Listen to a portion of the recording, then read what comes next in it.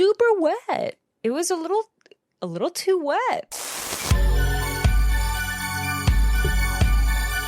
This week, we're commemorating both Shark Week and Summerween by checking out a 90s science fiction horror film that brought the Killer Shark movie into a new era. Released by Warner Brothers in July 1999, the film was directed by Renny Harlin of the Strangers franchise, who approached the production with one rule: depart from Jaws' legacy and don't hide the sharks. The story follows a team of researchers working toward an Alzheimer's cure at Aquatica, an underwater laboratory where experiments on Mako sharks produce consequences the scientists did not anticipate. This week we're talking about Deep Blue Sea. Greetings and salutations, and welcome to Hacker Slash. If you're joining us again, welcome back. If this is your first time listening, welcome to the party.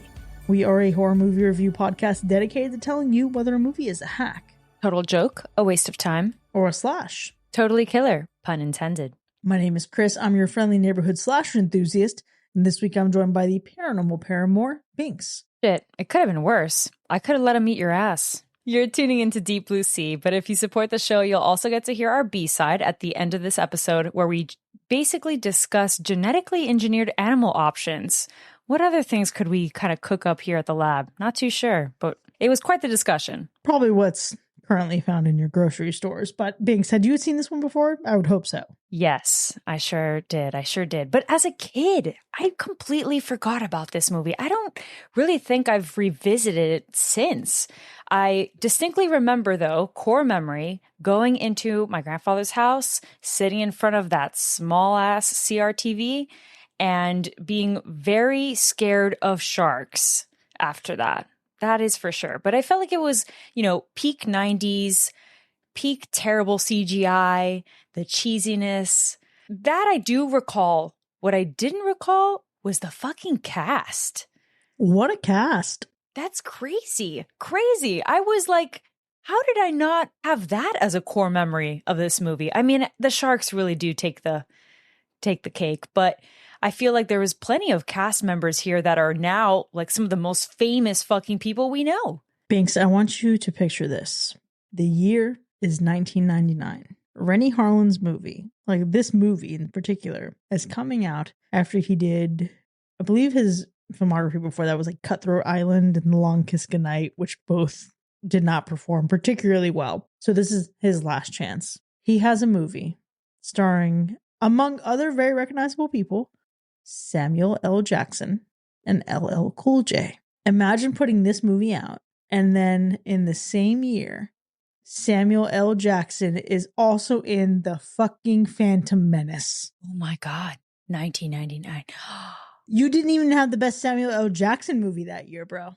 I'm crying. Samuel L. Jackson really owned 1999. He sure did. And listen, this movie is, I know I make a joke about it not even being the best Samuel L. Jackson movie, but this movie hit when I was a kid.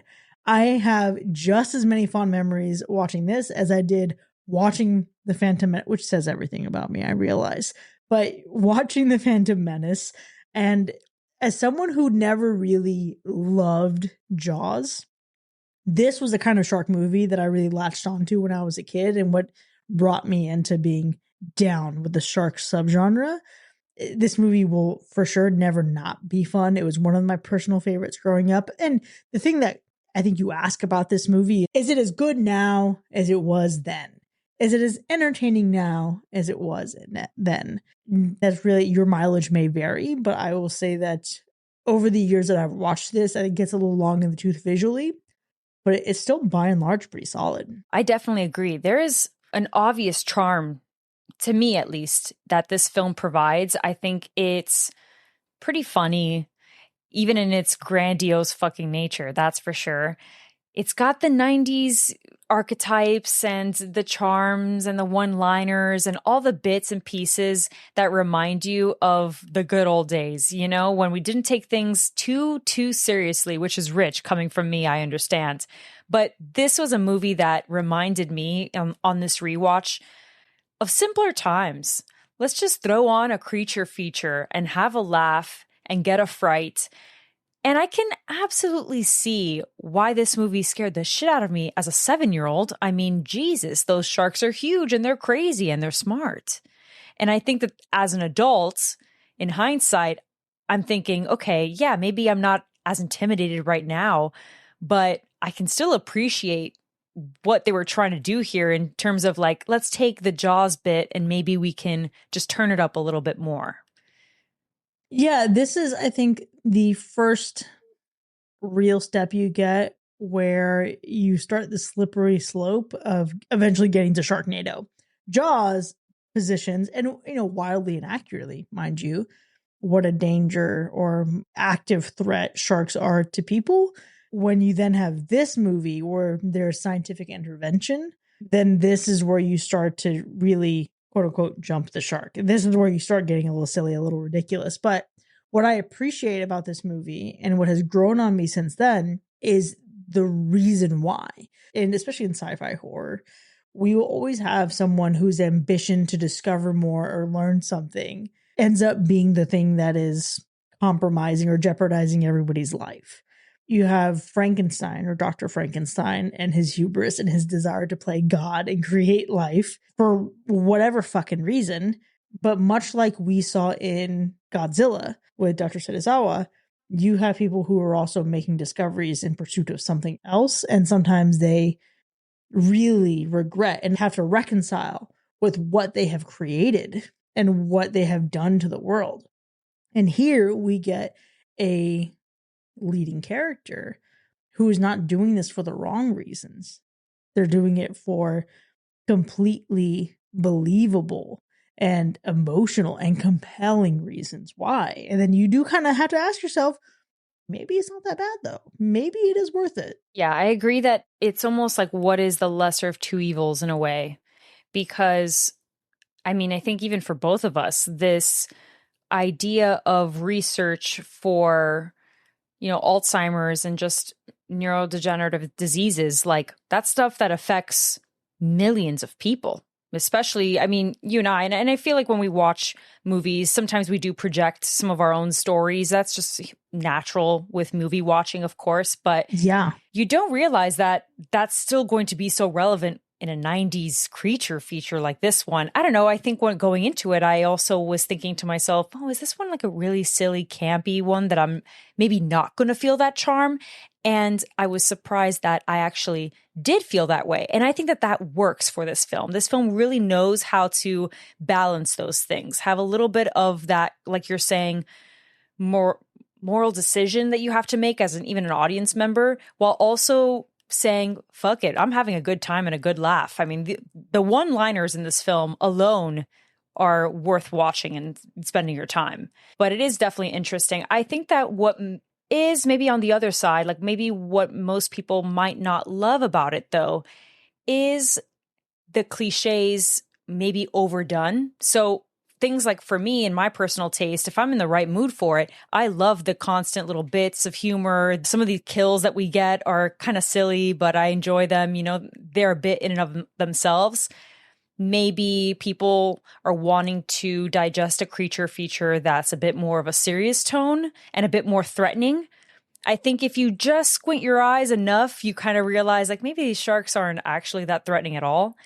But otherwise, I mean, I think that this is a great movie for people that love sharks, maybe, and maybe not. You bring up a good point. I'm so curious. I don't know anything about sharks, and I certainly do not watch Shark Week material. But you brought up something that actually got me a little curious as far as like maybe the portrayal of sharks, especially in horror, might just rub people the wrong way because they're kind of like really misjudged, right? Yeah, I would love to direct both you and our listener right now to a bonus episode that I did with Paris last year called Sharksploitation, where we actually explored the idea of sharksploitation and how sharks have been represented in cinema, both in horror and out of horror. Most of the time it's painted as horror in some way, even if it's like an action thriller. And we really start with, okay, what reputation did Jaws set and how did that evolve over time? There's also, I think, a companion piece on our blog post. So I'll put a link in the show notes and the episode description for everybody, but there's so much to dig into there. And I would say that if you love sharks, you can passively enjoy this, maybe. But if you're the kind of person who loves sharks, this is probably also going to piss you off. Let's be real. I think we can acknowledge that. What I think is best about this movie, though, actually, let me back up and give you some context here. Do you remember the year that Jaws came out? 1975. When did Alien come out? 1979. I was going to say after that or not the same. I only know 1975 because unfortunately the Miami Dolphins. It's not 76. I know it's adjacent. Anyways. Yeah. Okay. So Alien comes out 4 years after Jaws. And when Alien was getting pitched, it was famously pitched as Jaws in space. Yeah. So you think through the experience of Jaws. You think through how much it's seen and not seen. It's like looking at genetics and genes getting passed down a family tree, because this movie, as a shark movie, is more akin to Alien than it is to Jaws. Because where Alien takes the shark and makes it an alien, it also then has a crew that's confined.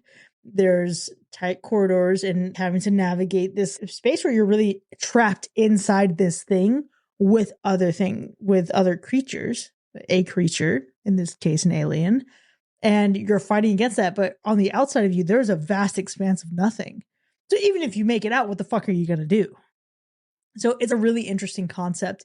And I appreciate that this movie is a direct descendant of a long line of influence in cinema. Two movies that are globally recognized and honored by history for doing what they did in just society and to our culture. But then you got LL Cool J as the grandkid. Oh, Cool J, look at that. I'm still not over it. But also, I mean, Stellan Skarsgård, when I saw him on screen, I almost threw the remote. I couldn't even believe that I, of all people, forgot that. That was crazy. The father, the literal patriarch of the Skarsgård family, Stellan Skarsgård. I want to really just circle back to this. There's actually a quote in this movie, and it's actually a quote from Samuel L. Jackson. I know that LL Cool J had some great ones. Nature can be lethal, but it doesn't hold a candle to man. That is such a great thesis statement for this entire movie. Now, I think its premise and its idea is better than it's currently aging. Again, I think it's super, super rewatchable, super fun still, but it's starting to show at the seams. It's starting to rip at the seams a little bit, mostly in some of the slow motion that you get and some of the escalation and the panic that sets in. But by and large, if you can just get past that and move on from it, please do, because you're going to end up watching a movie that's very fucking entertaining.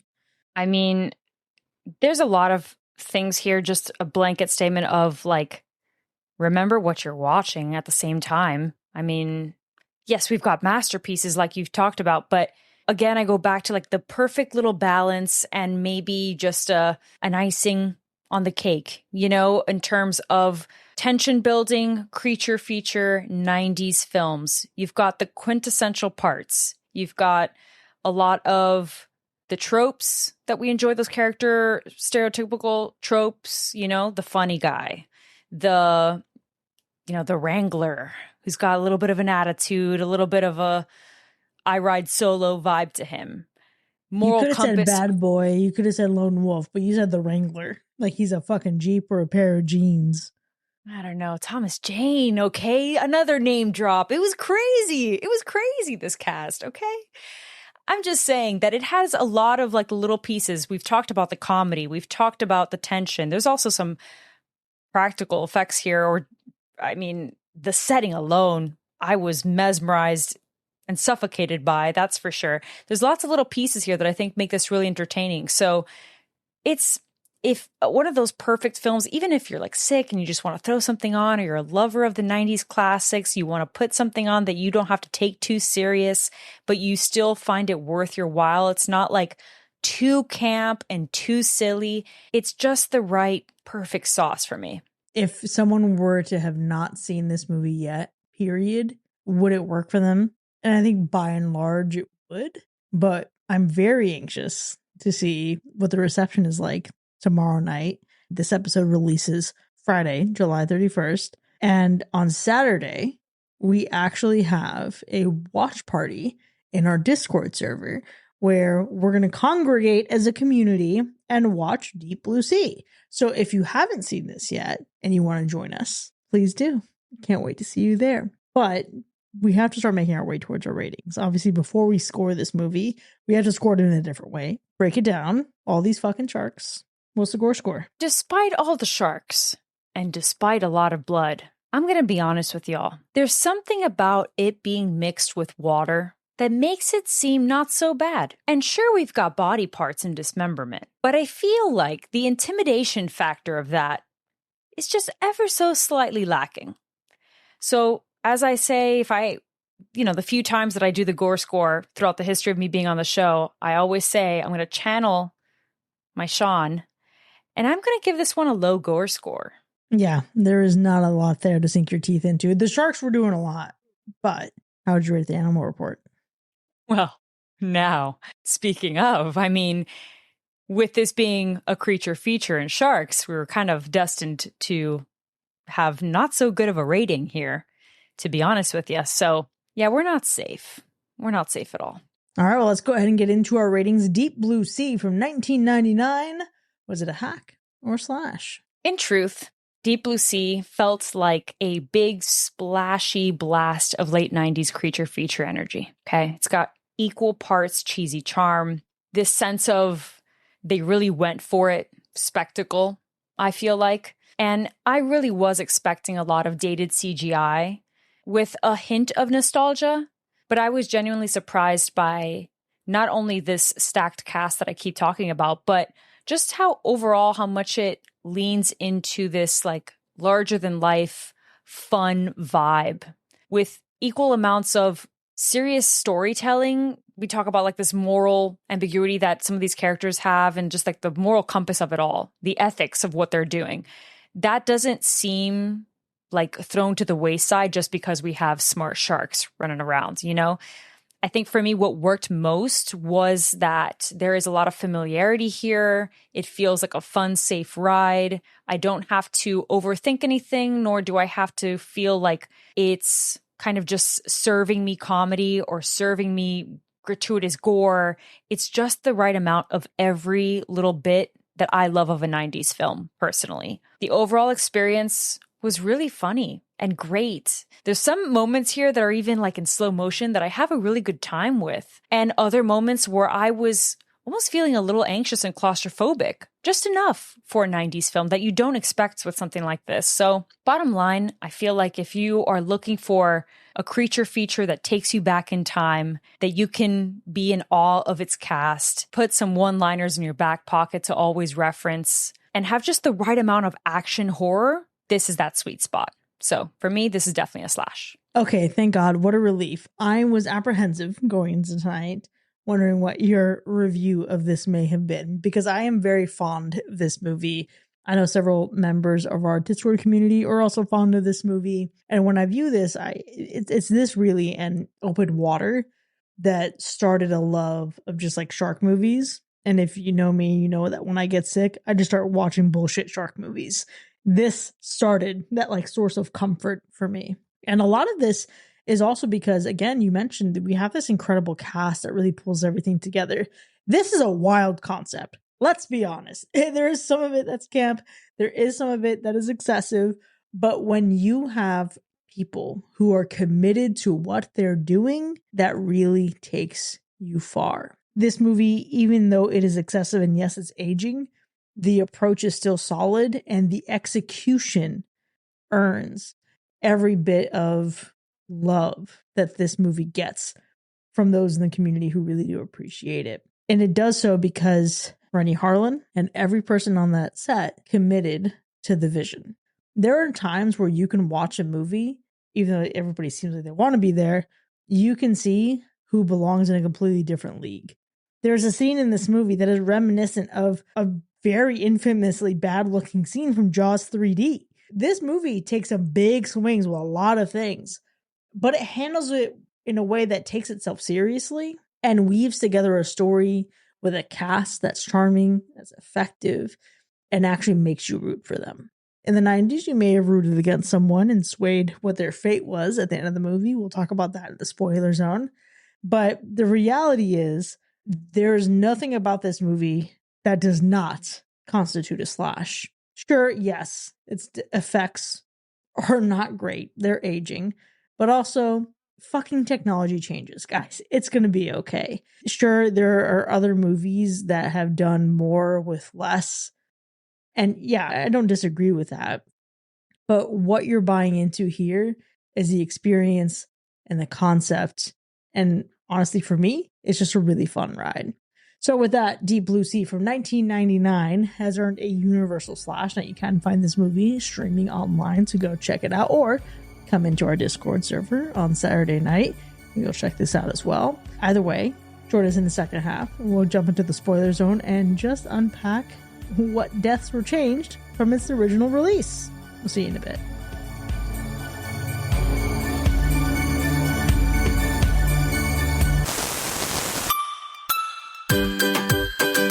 Today's episode is brought to you by Chum Buddies, shark-proof dive gear and deterrent spray. Because if Deep Blue Sea taught us anything, it's that the ocean is already scary enough without a genius shark doing calculus in your blind spot. Whether you're hitting the beach, hopping on a boat, or just wading into the deep end of your local pool, it could be that it's like an underwater research facility. But otherwise, Chum Buddies has your back with the following technology: signal light fins so your friends can find you in murky water or during sudden facility-wide flooding, and their fan favorite Nope deterrent spray, designed to discourage curious predators from getting too friendly. And look, we're not saying Chum Buddies will save you from a shark with a grudge and a master plan, but it will definitely help you feel like you're not the easiest snack in the room. Head to chumbuddies.com and use #slash for 15% off your order. That's #slash for 15% off, because surviving the water is hard enough.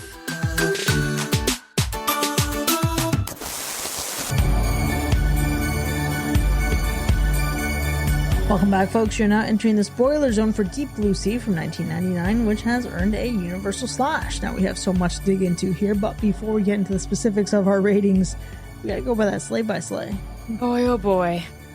I mean, we've got a good amount here, so we have a total of 13 kills, and that does include animals, because, well, I mean, I felt like we kind of had to in a way.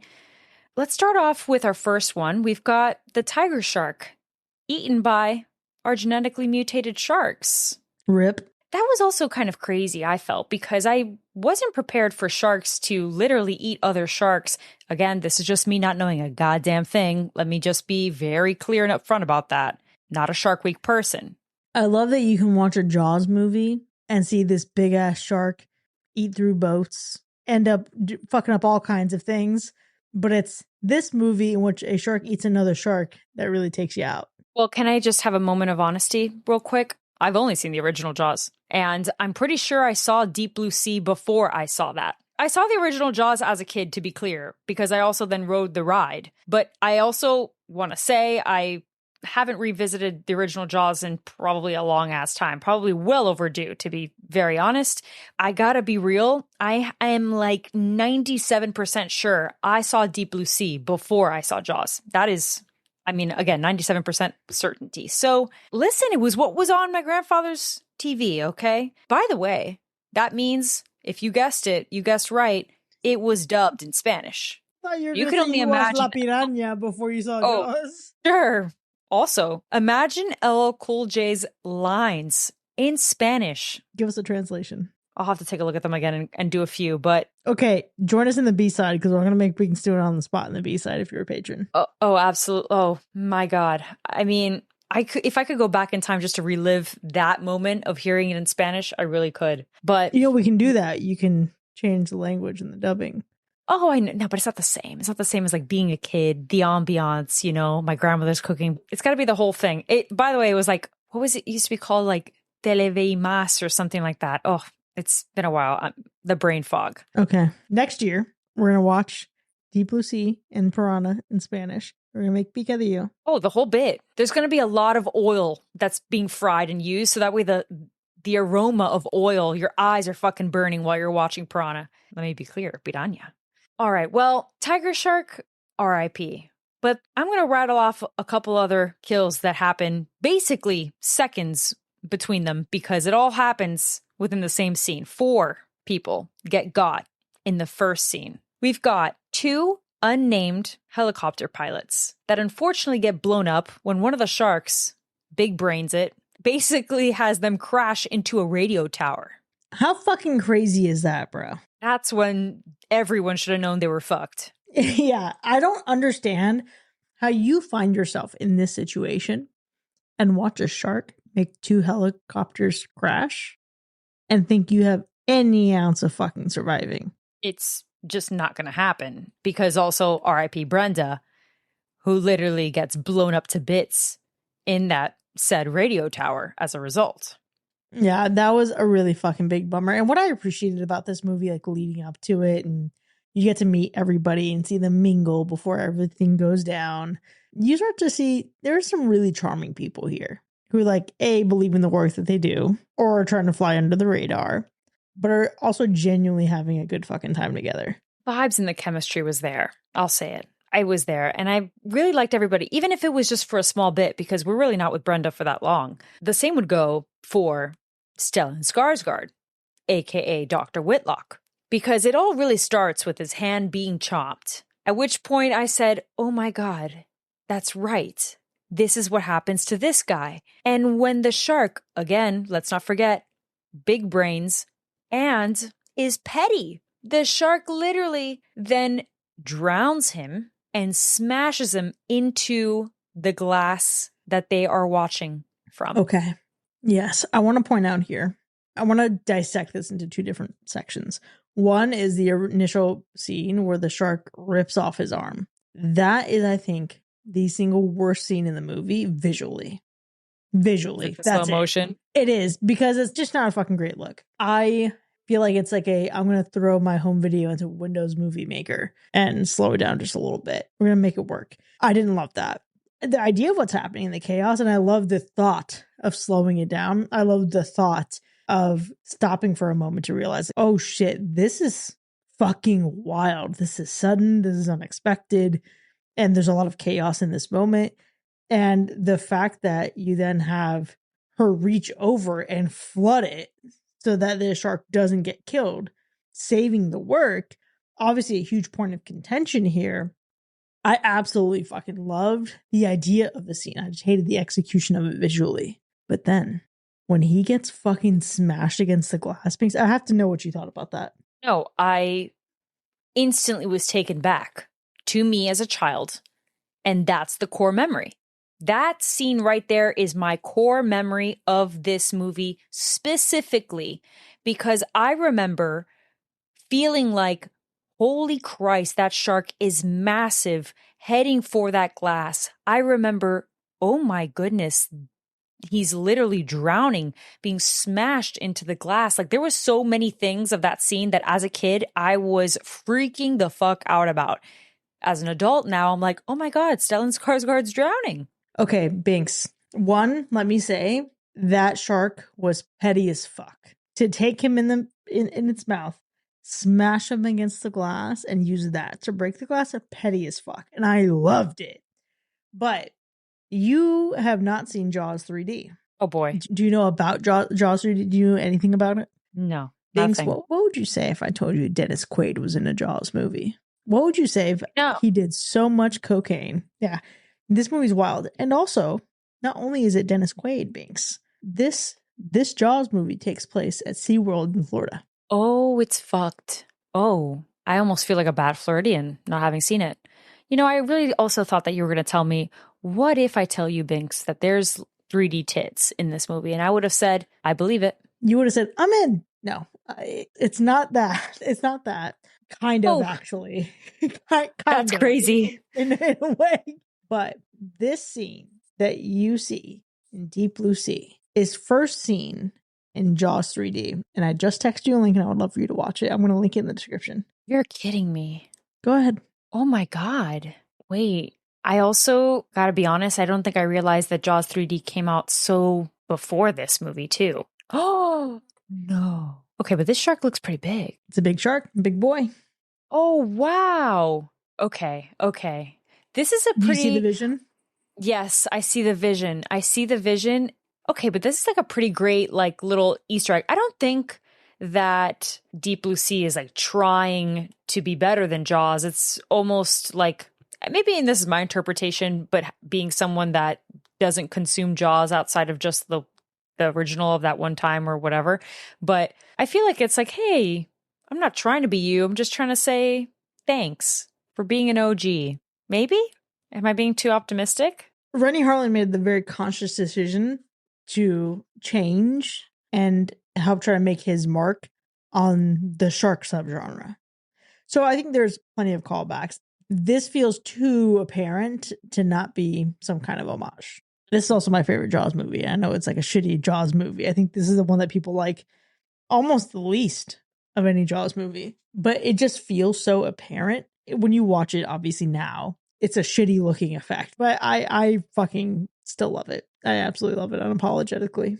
I think it's got its own charm in its own right. I am very curious about watching it. I'm going to have to plan this out, this whole watch. I also feel like the name 3D doesn't do it any favors with any... Well, it's Jaws 3, and it was also filmed in 3D. No, of course, I figured, but people's aversions to 3D is already a very big thing. Well, we're talking about sharks, and we're talking about how they were petty, but I have a death to report that isn't quite petty in nature, but is just fucked up. And it's an animal death, okay? And I'm going to bring it up. It's Preacher's parrot. Yeah, I'm going to be honest with you. Every single time I watch this movie, I forget that the parrot doesn't actually escape the mouth later. I don't know why I had it in my brain watching it. I think this is like a childhood memory blocking this out. I think in my brain, I imagined that because the shark's mouth is so big, that the parrot must have been flying around in there and inevitably just flying out of it at some point when it reopens it.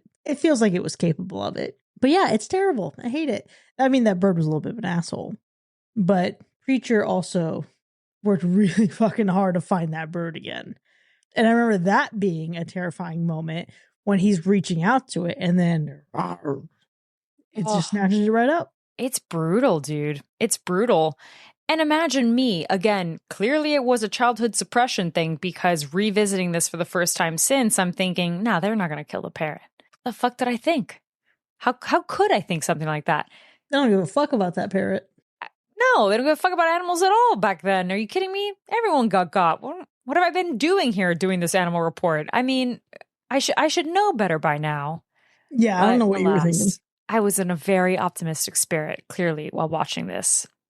But that being said, I mean, what's to come next is another animal death, and we've got our first shark that gets got and blown the fuck up by Preacher. Ooh, this is for my bird. This is for my bird for real. For real. So first shark goes down. We got 2 more to go. But before we get there, we get a kill that I find hilariously epic, iconic, and couldn't be more fitting for Samuel L. Jackson. And that's Russell Franklin's death. Holy shit. What a fucking moment. Because Samuel L. Jackson is such a wild caliber of actor to not only be in this movie, but to also lose from this movie. This really is the Drew Barrymore of it. If you put Samuel L. Jackson and gave him top billing and put him on the cover of this film and then killed him off halfway through the movie, holy shit, that would have just like really fucked people over. That really would have messed with people. But for him to be this rallying force, for him to have survived something clearly horrendous and then center himself on like bringing everyone together to come up with a plan before he just... So good. It's the perfect subversion of expectations with a comedy bit, I think. Yeah. I find that really cleverly done in movies like this, where you've got the comedy already established and you just go ahead and just throw in a little bit of a surprise there. And he actually recommended that he get killed, period. But also, B, they were playing with the idea of just allowing him to finish off the whole speech. And then they decided to move it up into like mid-sentence, which I think it really fucking works. Oh, I mean, it definitely does. Definitely does. Now, next one to go is Janice. She does get eaten by one of the sharks. I mean, eventually we're going to have to start thinning out the crew, and she gets got, and it's quite unfortunate. I mean, I did kind of like her. She gets dragged down. It's just like a whole Another drowning situation, obviously, right? We're going to have plenty of that here. So we're padding up the body count that way. But R.I.P. Janice. Maybe this is just me, but I didn't give a fuck about Janice when she died. Oh, It is not that I disliked her as a character up until the infighting started to happen. And I don't blame her because, I mean, listen, had we not flooded the chamber and released this initial shark in the first place, things could have looked and felt a little bit differently. We're really playing with fire. But I also, for some reason, just could not feel particularly gravitated to her. interesting. I enjoyed it, but I think I enjoyed just the ensemble overall. So everyone is kind of at the same level in terms of where I felt for them. Was the ensemble ensembling? The ensemble was kind of ensembling, I thought. There's just one character in particular where, like, we're going to get there in just a second, but interesting. She's interesting. Just interesting is all. Now, the next person of the said ensemble that sadly does not make it is Tom. Good old Tom. Some would say torn apart Tom, because Tom gets shredded, boys. He gets absolutely shredded by one of the sharks. Now, this is where I thought that we would definitely get a little bit more of that kind of kill in Deep Blue Sea. But I suppose had we, then I don't think we would have had that delicate balance like I was talking about earlier, because we would have then just had a higher gore score. Would we really get into a little bit of like, okay, this isn't that intimidating if we just got bodies and limbs just flying and flailing around? I don't know. Yeah, I was, again, not even remotely invested in Tom. There isn't a single person. Okay, I know I said earlier the cast really works together, and they do. They really do. But character-wise, didn't particularly care for anybody outside of our final three people. I was totally okay losing everybody. Samuel L. Jackson was wild, don't get me wrong. They all played their roles really well, and the chemistry was there, and I appreciate it, and I felt really grounded in who they were and what they brought. But I was just like, yeah, okay, yeah, you can go, and I'm at peace with that. I'm not bothered by this. Yeah. You mentioned our final three, which is interesting because we do get into a pretty big one that you hinted earlier. Definitely people had some thoughts about, that's for sure. And that's, well, we've got our two sharks, right? So we've got shark number 2 gets electrocuted by Susan. That's quite the fucking gnarly way to go. That's for sure.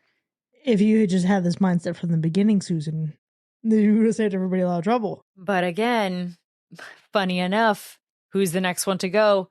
Motherfucking Susan. Okay? Just a slight bit of stubbornness there, girly pop. Just a slight bit of stubbornness. But you mentioned really it earlier. Moment. Oh, damn. That's a good one. Yeah. Yeah, she did. She did. And that's really the frustration. But you mentioned earlier that this was one that was swayed by audiences. It sure was. Test audience originally saw the ending of this movie where she survived and we had a little bit of a romantic bit there. And they said, hell no, buddy, because isn't she the villain? And that's tea. She's not the villain. I'm with you. She's not the villain, but she's made some decisions that clearly made some terrible impacts. Does that make you a villain? That's a great just question of debate, right? Just because you make some mistakes, the lesser of two evils like we talked about, does that really make you the full-on bad guy? Did we not have sharks fucking chomping and killing people? Yeah, it's a good question. So here's my perspective on this. Every hero is the villain in someone else's story, and villain is subjective. In the way that we look at villains often in stories, I do not feel she is deserving of the full villain title. You know what I mean? When I look at someone who is actively working against the interests of people and the protagonists, etc., she is a protagonist in this movie. She is flawed. She is imperfect. She makes some dumb decisions, 100%. What is this movie really pointing out as the antagonist? Is it sharks? Is it man versus nature? Okay, sure. Yeah. But it's not really sharks because it's genetically modified sharks. Okay, why is it genetically modified sharks? And to do research, and we're trying to create medication to be able to help a lot of people with Alzheimer's. But the reality is, the reason you even have to go through all these links in the first place It's because of capitalism. Yeesh. Big Pharma. Big Pharma is the enemy in this movie. Big Pharma is the villain. And had we been all about our shit in the first place, I think we would have been fine. Oh, listen, I recognize that she makes dumb decisions. And I am not saying that she is undeserving of a fate. But I appreciate that she at least consciously made the decision to use herself as bait as a bit of penance for what had transpired throughout the day, throughout the night, etc. But if I watched this in 1999 and she lived, I don't think I would have been mad at it. I mean, I get you because when you said like there is a villain in every hero story or what have you, like I think that this is one where several perspectives could be had. I mean, honestly, like even Russell isn't necessarily safe from accountability either in a way. Like who is, right? So there's that. I think there is a little bit of frustration and stubbornness that I can't help but feel innately. But ultimately, I mean, goodness, it's like we talked about at the beginning of the episode where it's like, I also got to be honest and say, wouldn't it be great to have research that could help fucking Alzheimer's? I mean, if I were her and a part of that crew, hello, the stakes are fucking high, you know, wish it didn't have to result in animal testing, but you know, it's just like no one fucking wins in any of these kinds of scenarios, whether it's real life or in the movie, obviously. Yeah, and listen, I'm not here saying that we should be fucking doing this. I'm not.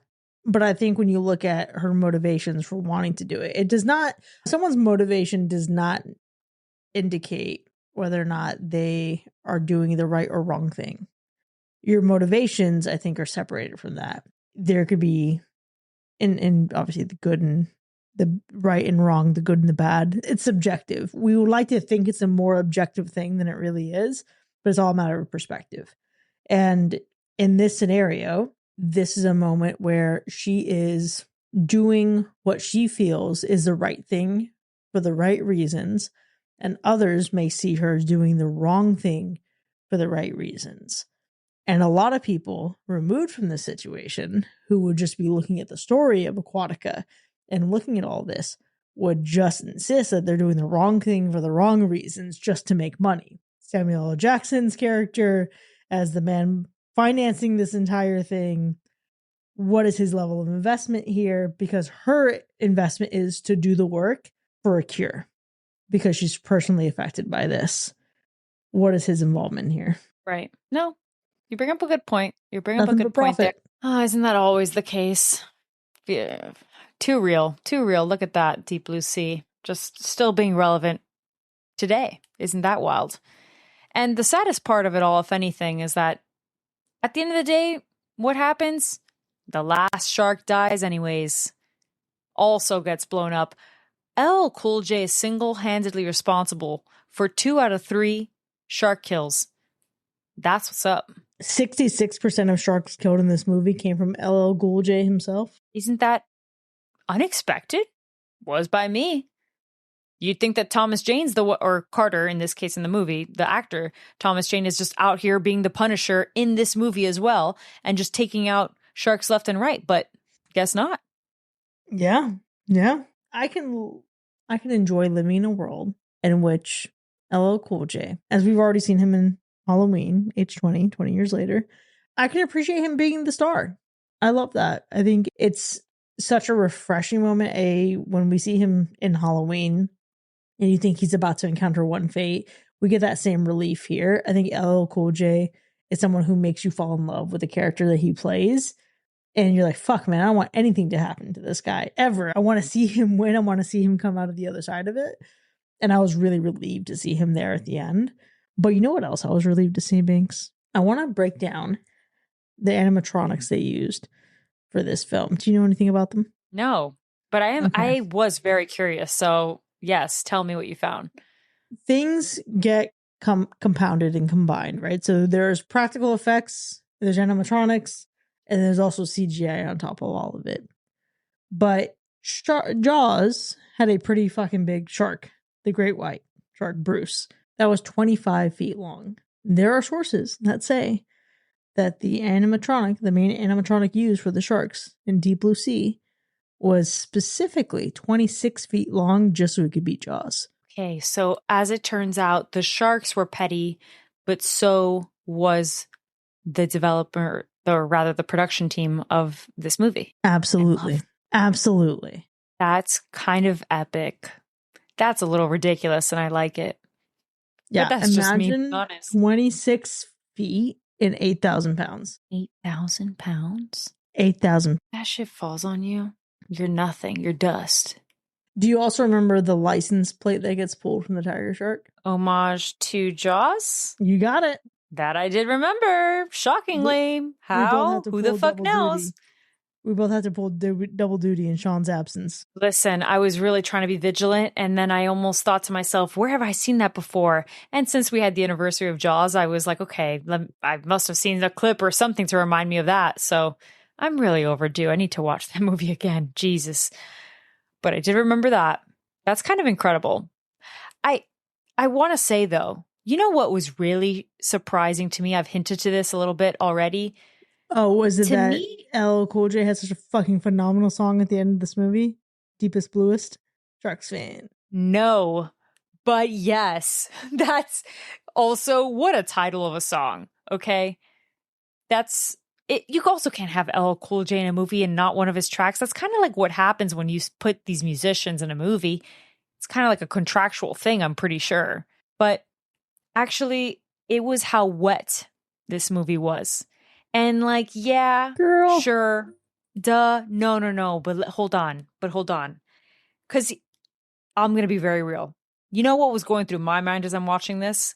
I don't know about like setting, like where this was filmed. I didn't do the deep dive on that, I'll be honest. So I'm thinking to myself, like, recently I watched The Odyssey as an example. And yes, there was a lot where they were filming those boats, obviously on site, out in the actual fucking ocean. But others, they were, as typical, these films get done on like these stages, right? So I'm thinking to myself, there's got to be moments, obviously, here with this movie where they are in a stage. The amount of fucking water everywhere when they're trying to get this guy on the freaking helicopter and get him saved, and the water and the rain and the fucking Poseidon's crazy bullshit at an all-time 12 out of 10. I'm thinking to myself, how did these actors even manage to like say their lines, fucking breathe with the amount of water splashing in their faces? I was like, oh, fuck that. I was getting claustrophobic. I was like, no. You just sent me back. Wait, how many years ago is this? I hate that I'm doing this math. Oh my God, you in the Navy? Is that what you're trying to do? 18 years ago, I was in boot camp. Oh, Jesus. There's a lot there. That's a lot to unpack right there. That's just crazy, dude. And it's just a movie. It's not even real. And there was just so much water. I felt like I was drowning at times. So much water, dude. Like everything was flooded left and right. It was crazy. Super wet. It was a little too wet. It's a little too wet. I can't have it. But you know what? Speaking of, in a way, I want to take it all the way back to arm being bitten off, because leave it to a moment like that where if we could have just let this guy shoot the fuck out of that shark, not me, animal report queen, being like, kill that fucking animal. But in a way, we could have probably, I guess, not had a movie, but we still would have had the other sharks to deal with. Sure, I guess. But the pettiness would have just maybe gone to a level 3,000. Not sure, but geez. Yeah, I mean, you're not wrong. Had we just done that, or had we not done this fucking testing to begin with, or found different methods by which to test. The thing about this movie is that the science gets very hand wavy. It's like, yeah, Alzheimer's research, and then you're expected to just go along with it, and you should. You should not go into fucking deep blue sea trying to look into the specifics of the science and challenge it. Just fucking go with it. So we can always look back and be like, no, animal testing. No, definitely kill that shark.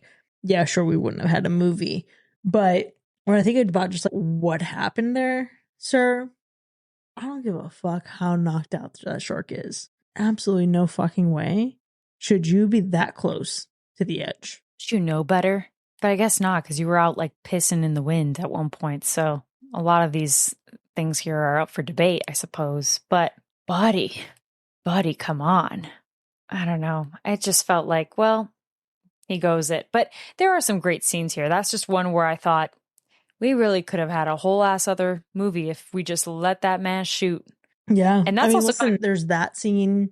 There's, of course, we talked about the Samuel L. Jackson scene that, to be clear, that his whole speech that we get interrupted, it's 7 pages long. There is a long fucking speech that he gets killed off halfway through. Rennie Harlan was resisting and did about 20 takes to get through the whole thing. And then they decided, no, let's just move it, let's just move it up. Per Samuel L. Jackson's, it worked out better. This was part of this movie's fucking legacy at this point.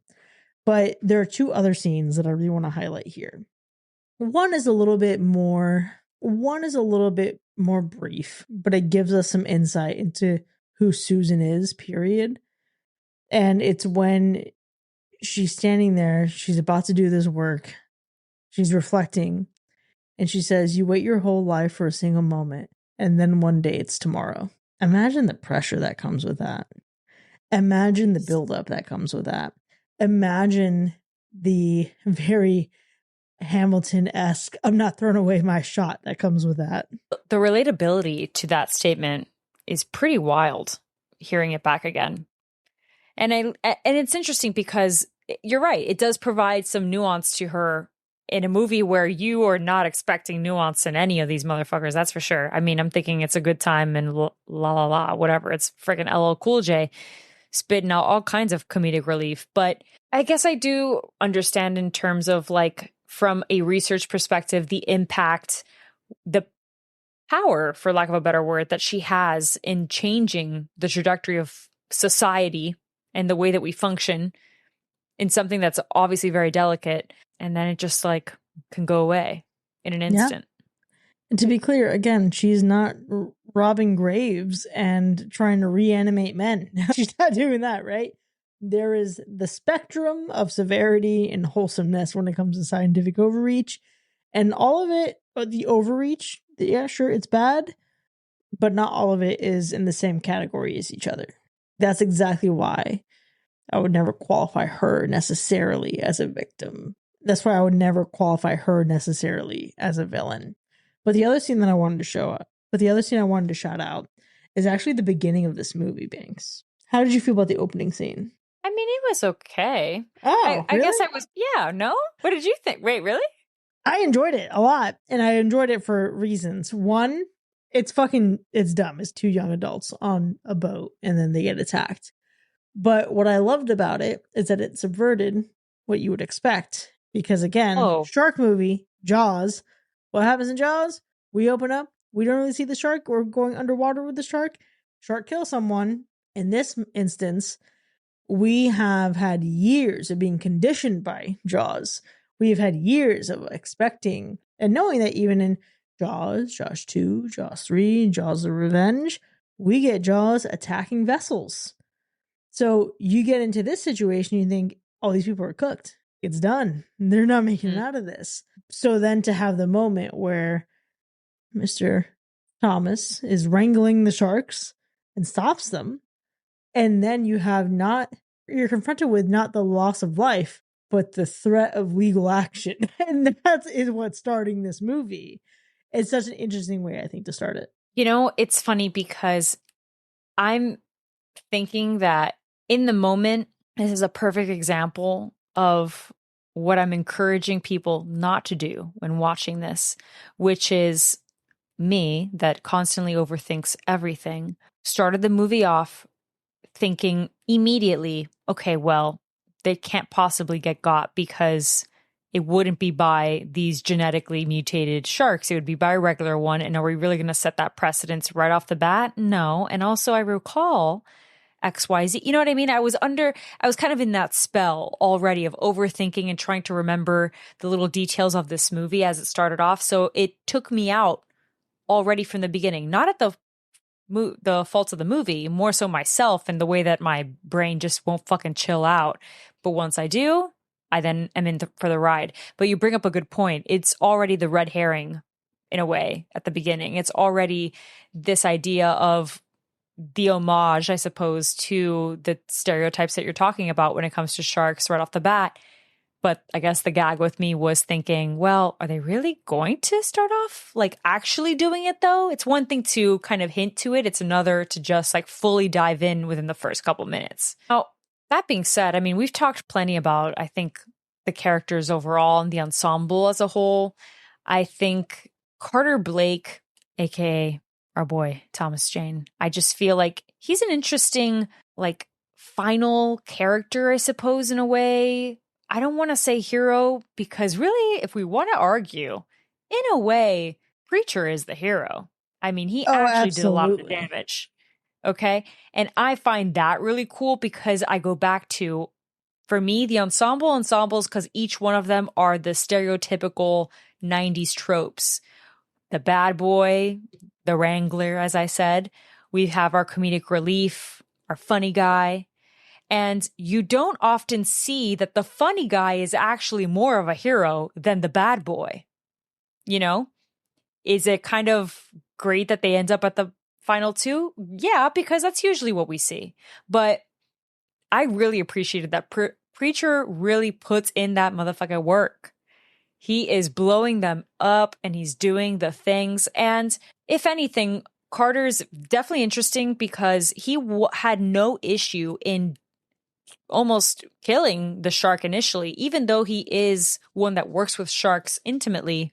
He had no problem with fully taking them out because in a way that is also his role and the expectation there, I suppose. But it was interesting that they never actually had him follow through with any of those kills instead. And it was all LL Cool J. Well, even down into the beginning of the movie, he harnesses, granted, it's the shark is company property at this point. So how can he really kill it?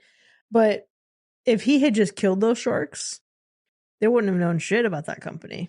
If he would have just killed those sharks in the beginning, wow, it's a good thing I happened to be out here and saw you all getting attacked. They could have concealed that. But he couldn't do that. I'm not saying that he should have, but he could have. It's interesting. Did you know that Samuel L. Jackson was initially offered the role of Preacher in The Cook? Oh, I didn't know that, but I can see. I mean... And his team turned it down. And so they wrote his character, Franklin, specifically for Samuel L. Jackson. Okay. Wow. That part's extra interesting.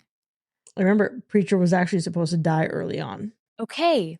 So I love when writers do this, like they change it up and they change their mind about little things like this. You know, not to be, you know, like cheesy or whatever and like nerdy about it, but my instant thought was Stranger Things, to no surprise, and how Steve, who is like the bad boy, but a little bit of the comedic relief at times, was supposed to die very early on too, and they changed their mind about it. And obviously look at that character today, right? What this movie would have been if you had killed off the comedic relief so early on. I mean, this is also, we've got Randy from Scream. Like, yes, we do eventually, right? But what would Randy be if he had gone so early in actual Scream? Like, iconic character. We had to see him through to the end.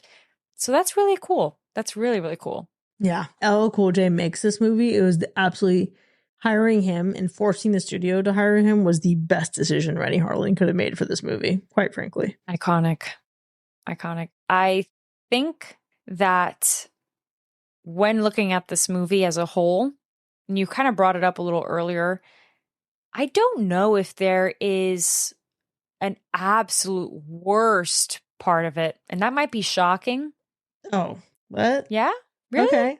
Two things. Maybe I'm just like in the capture of the moment. Like I'm just good time with it. Yeah. I don't really. Two things that are worse things in this movie. One, the slow motion that I mentioned earlier. Two, the reshoot that got an entire woman killed in the movie. Oh, okay. Yeah, you see, I didn't love that. I would have preferred the original ending, quite frankly. But here's what I can respect. And that's why, even though I say this is the worst part of the movie, yeah, sure, I personally would have loved to see her live. I appreciate that she went out with a sense of purpose and meaning, and that something came of her death, and that it was a conscious decision. And she did so not as an incidental victim. Because if she had gotten picked off like any of the other people before her, that wouldn't have had nearly as much weight. And it's something to her character for her to recognize all that has happened, all that has transpired, and what she carries on her shoulders because of that. And she makes a choice not just to end her own life and not have to face or confront the consequences of any of this, but she recognizes that it's one of the smartest animals alive, but it's still an animal. And the only way for her to move forward is to use herself as bait. That's impressive. It takes guts. I feel, to me, I lean more into that, where she has some semblance of purpose and her arc makes a lot more sense to me than her living and it be some kind of stereotypical romance situation and trope. Like, that's the one trope where I feel like, all right, we can miss that though. We get that all the time. Don't really need it. Doesn't add anything to it. And it would, if anything, it would be almost like more disrespectful to her character as a whole and her motivations at the very least. Yeah, I'm not saying I would have wanted the romance angle at all, but I definitely would have wanted her to make it out. Maybe she faces a different level of consequence. To think about her mind and what she had to offer the world in terms of and finding a cure for Alzheimer's or a treatment. What a massive loss to the world. Yes, that is true. And but quite unfortunate. That doesn't stop me from ever watching this movie. As much as I dislike that, I will watch this often. I wouldn't say every single Shark Week, but more than likely, yeah. And I'm actually really excited again to watch this on Saturday with our community. Listen, I was going to say, this movie is a big, like, why wouldn't I? And truthfully, there is no reason as to why I haven't revisited this since I was a kid. I think in general, I've shared this before, I'm sure. Like, I just don't naturally gravitate towards creature features. It's not a subgenre that I seek out and am ever like in the mood for, to be honest with you. But it's certainly never one that I would shy away from. But I really want to put an emphasis on how fun this would be watching it with our community. The commentary, I can see it now. It's gold. It's fucking gold. Actually, tonight we were just watching Dangerous Animals together, and I'm looking at the chat while we record, and the commentary there for Dangerous Animals is already fucking gold. It's just what a great way. Shout out to Nathan, because Nathan reminded me that I did not include Halloween Resurrection in the Shark Week lineup. And you may think to yourself, yeah, like you're making that face right now, Bing, so you're thinking, why the fuck would you put Halloween Resurrection in the Shark Week lineup? And that's because, as Nathan pointed out, Busta Rhymes in that movie says Michael Myers is a killer shark. That's right. Let's not forget. Movie, have you? Exactly. I was going to say, let's not forget. That's the one I haven't seen that everybody is like, we need to put the watch party on so that we can get Biggs's reaction. Yep. That's kind of crazy because of a line. You guys are silly. I love it. Yeah. We could find any reason to include Halloween Resurrection in anything. But for now, there you have it, folks. Deep Blue Sea, an actual shark movie, has earned a universal slash. Now, we certainly had a robust discussion here, but the conversation doesn't end here by any means. If you want to find out how you can go further than this episode, consider supporting the show by visiting patreon.com/hackerslash. This is where you can enjoy even more of the show, including bonus content with early access, extended episodes with our B-sides, movie nominations, and live shows. We'll see you next time, folks. And remember, we will start with the perfect omelet, which is made with 2 eggs, not 3. Amateurs often add milk for density. This is a mistake. Take me back to the ghetto.